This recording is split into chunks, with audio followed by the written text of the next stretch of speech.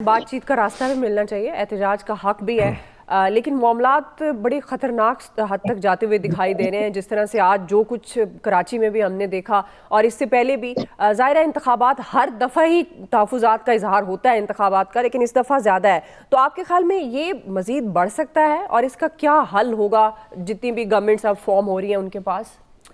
دعا اس کے لیے مائنڈ سیٹ چینج کرنے کی ضرورت ہے. غالباً یہ سمجھا گیا کہ کوئی ایشو نہیں ہے، الیکشن جو جیسا بھی ہو جائے احتجاج ہو جائے گا نا، زیادہ سے کیا ہوگا. اچھا ایکسپیکٹ یہ کیا جا رہا تھا کہ ایک جماعت کرے گی، ظاہر ہے پہلے ہی اس پہ اتنا کریک ڈاؤن ہو چکا ہے کہ وہ بیچارے کس طرح سے آگے سڑکوں پہ کوئی مسئلہ لا اینڈ آرڈر کا بنا سکیں گے. اس لیے کوئی ایشو نہیں ہے، چل کریں، زیادہ سے 4-6 مہینے چل جائے گا، اس کے بعد چیزیں ٹھیک ہو جائیں گی.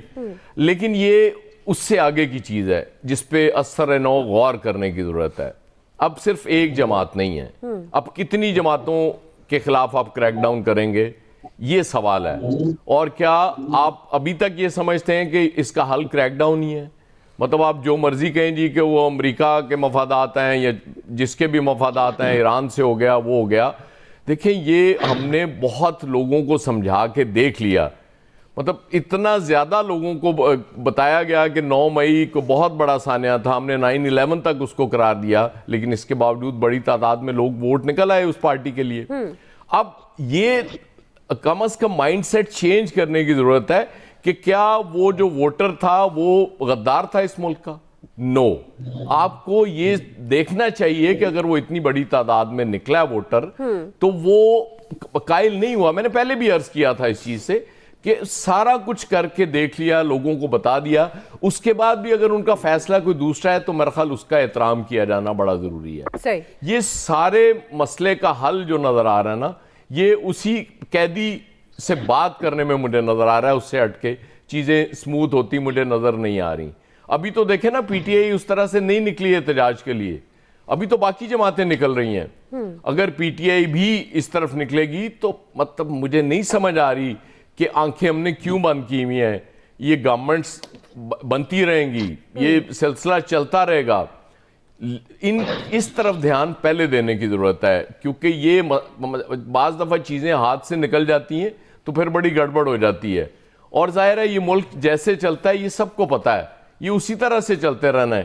یہ گورنمنٹ فارم ہو جائیں گی، کوئی پرائم منسٹر بن جائے گا، کوئی چیف منسٹرز بن جائیں گے، اس سے زیادہ فرق نہیں پڑے گا. اس کی وجہ یہ کہ سسٹم جیسے چل رہا ہے اس سسٹم کو چینج کرنے کی ضرورت ہے.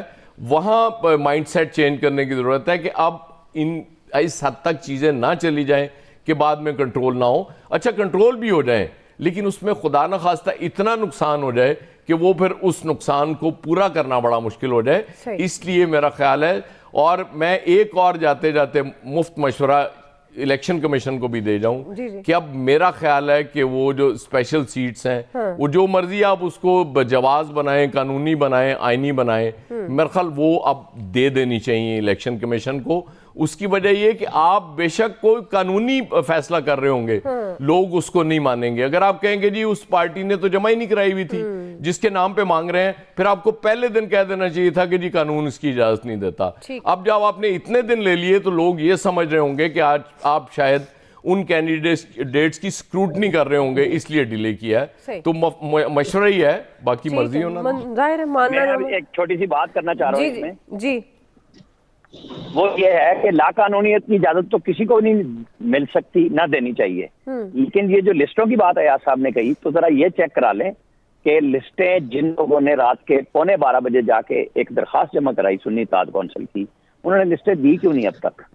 وہ پورا کام اکٹھا ہی کر دیتے. وہ پہلے اجازت مانگ رہے ہیں، لسٹ تو ابھی تک دی نہیں ہے انہوں نے. کس چیز پہ بحث ہے پھر؟ جی فیصل صاحب جماعت اسلامی کہتی ہے ان کے چہرے بتا رہے ہیں یہ جعلی حکومت ہے، اور بلاول صاحب کی بات بھی ویلڈ ہے، وہ کہتے ہیں کہ ثبوت لے کے آئیں. اب یہ جو دھاندلی کا شور مچا رہے ہیں، اب ان کو چاہیے نا کہ اگر ان کے پاس ثبوت ہیں، وہ جو فارم 45 کی بات کرتے ہیں تو وہ سامنے رکھ دیں تاکہ پتہ چل سکے بلاول صاحب کو بھی کہ واقعی ثبوت ہے، دھاندلی ہوئی ہے ان کے صوبے میں بھی. تو آپ کے خیال میں اوورآل اگر دھاندلی کے خلاف جس طرح سے احتجاج کی شکل نظر آ رہی ہے، کیا حل کیا ہے اس کا فیصل صاحب؟ جی ثبوت تو ٹھیک ہے، بات بلاول صاحب کی کہ ثبوت لے کے آئے ہیں، لیکن ثبوت کس کے پاس لے کے جانا ہے اور ثبوت جو ہے وہ کہاں لے کے جانا ہے اور ثبوت ہے کیا, مطلب فارم 45 کے بعد جو ہے وہ آپ کو کیا ثبوت چاہیے. اس کے بعد تو پھر دو ثبوت ہے نا, کہ دو چیزیں نا, کہ ایک تو میرا فارم 45 ہے, ایک آپ کا فارم 45 ہے. اس کا فورنسک کروا لیں, پتہ چل جائے گا کس کا فارم 45 اصلی ہے نکلی. ہو سکتا ہے میرا دعویٰ جھوٹا ہو سکتا ہے کہ آپ کا دعویٰ جھوٹا ہو. جس کا اصلی بہت آسان سا فارمولا ہے, 24 گھنٹے کے اندر جو ہے پورے ملک کے الیکشن کا جو ہے اندازہ ہو جائے گا. لیکن آپ تو ایک پارٹی کے پاس جو فارم 45 ہے اس کو فارم 45 ہی نہیں مان رہے. ہم تو یہ کہتے ہیں کہ جو جن پارٹی ہارنے والے امیدواروں کے پاس فارم 45 ہے وہ جعلی ہوں گے, وہ 2 نمبر ہوں گے. آپ ان کے خلاف FIR کریں نا, ان کے خلاف مقدمہ کریں کہ انہوں نے یہ سرکاری کاغذات جو ہے جعلی کیوں بنائے, اتنا بڑا جو ہے فراڈ کیوں کیا, ATC لگائیں, غداری لگائیں, کریں پھر اسٹیپ تو لینا. یا تو ان کے اصلی تسلیم کریں ورنہ نقلی تسلیم کر لیں. اگر نقلی آپ کہتے ہیں نقلی ہے تو وہ پھر تو کیس تو کریں کم سے کم, اپنے موقف کو وزن دینے کے لیے, اپنی بات میں جو ہے وہ وزن ڈالنے کے لیے ان کے خلاف مقدمہ کر دیں کہ آپ کے پاس جو ہے جعلی فارم 45 ہے. اب کی بار احتجاج کی نوعیت میں جو ایک بڑی انفرادیت ہے وہ یہ ہے کہ مثال جماعت اسلامی کو لے لیں.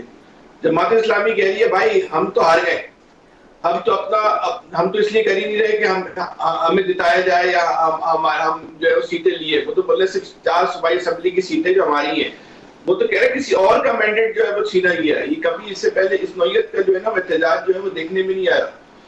خطرناک بات جو ہو رہی ہے, سب سے زیادہ خطرناک بات جس کو ہمارا میڈیا نہیں دکھا رہا, جس کو ہمارا میڈیا کور نہیں کر رہا, اور کرنی بھی نہیں چاہیے, لیکن غور ضرور کرنا چاہیے, جو بلوچستان سے آوازیں آ رہی ہیں, جو بلوچستان کے اندر احتجاج ہو رہا ہے. سب پہ ہم آگے بند کر کے بیٹھے ہوئے, ایسا نہیں کرے بھائی. بلوچستان سے جو آوازیں آ رہی ہیں وہ اردو زبان میں ٹرانسلیٹ ہو کے جو ہے نا بہت تیزی کے ساتھ وائرل ہو رہی ہے. اس کے اثرات کا جائزہ لیں, اس کے جو ہے وہ کیا وہ نتائج جو ہے وہ مستقبل میں دے سکتی ہیں, اس پہ کوئی غور کرنے کو اس ملک میں جو ہے وہ تیاری نہیں ہے.